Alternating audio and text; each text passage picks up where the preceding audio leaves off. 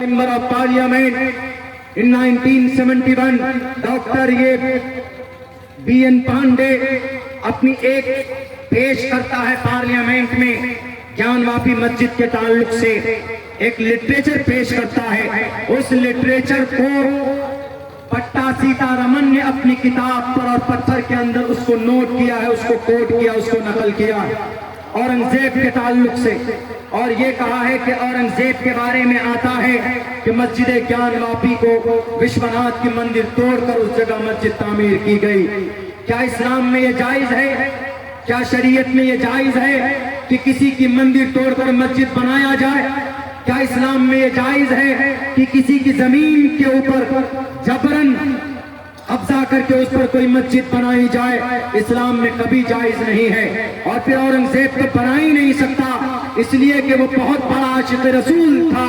औरंगजेब वो था जो कभी भी सरकारी खजाने से 1 रुपए अपने घर के लिए इस्तेमाल नहीं किया, बल्कि उसकी जब मौत हो रही थी उसने 3 आना रुपए निकाल करके अपने बीवी को दिया और कहा कि मोहतरमा ये लीजिए पैसे और मेरा कफन दफन करना।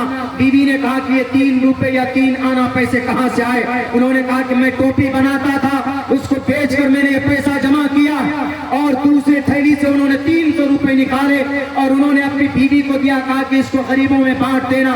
और ये 300 रुपए मैंने कुरान करीम का नुस्खा मुसव्वदा तैयार करके फरोख्त किया है, उससे जो हदिया और तोहफा मिला है मुझे, मैं उनको जमा करके रखता हूँ।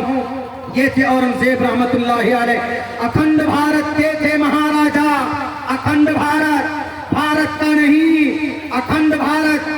अखंड भारत जवानों मुसलमानों कौन है, कहाँ है? नेपाल, बर्मा, श्रीलंका, बांग्लादेश, पाकिस्तान, ये अखंड भारत का हिस्सा कहलाता है। ये बाद में अलग अलग हुए हैं। पूरे अखंड भारत पर हुकूमत थी तो औरंगजेब रहमतुल्लाहि अलैह की हुकूमत थी। 1 साल 2 साल नहीं, बल्कि पूरे 49 साल तक कुर्सी गद्दी पर बैठकर इस देश को पुरअमन बनाया था। वो औरंगजेब जिसने 1 रुपए तक सरकारी खजाने से लेने की कभी जुर्रत नहीं कि ले सकता था, जैसे आज का पीएम 10 लाख रुपए खर्च करता है। मेरे टैक्स के पैसों से 5 लाख रुपए टैक्स पे करता हूं मैं अपने कारोबार के ताल्लुक से। मैं पूछ सकता हूं भारत के प्राइम मिनिस्टर साहब, मैं टैक्स पे करता हूं ITR, हर साल फाइल होता है हमारी दुकान का GST भरा जाता है, ये सब आपके पॉकेट में जाता है। आप 10 लाख का सूट क्यों पहनते हैं?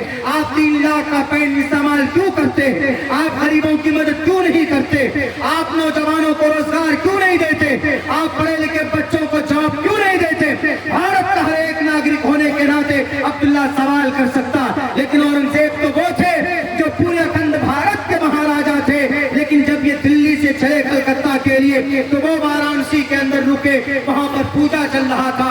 तो वहां के राजाओं ने कहा, वहां के लोकल राजाओं ने कहा कि महाराजा आप रुक जाएं, पूजा चल रहा है, रास्ता बंद है, आप कुछ दिन के लिए रुक जाइए। 2 दिन के लिए क़याम का इरादा किया और औरंगजेब जब नमाज पढ़ने जाते तो वही मस्जिद ज्ञानवापी में नमाज के लिए जाते थे। छोटी सी मस्जिद थी। औरंगजेब से पहले 100 साल पहले उस मस्जिद की बुनियाद डाली जा चुकी थी।